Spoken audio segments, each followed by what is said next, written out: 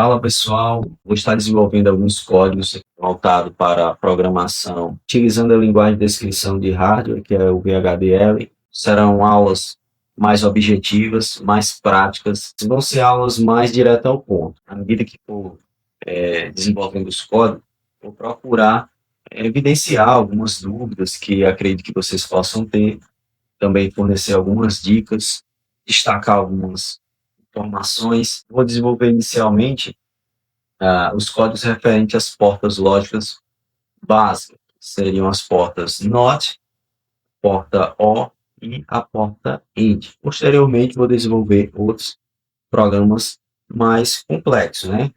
Mas, assim, a base de tudo vão ser apresentadas nessas aulas referentes às portas lógicas básicas. Também vou apresentar como vocês podem desenvolver de forma, assim, bem direta os arquivos de teste bench. Ok? Então, vamos lá direto ao ponto.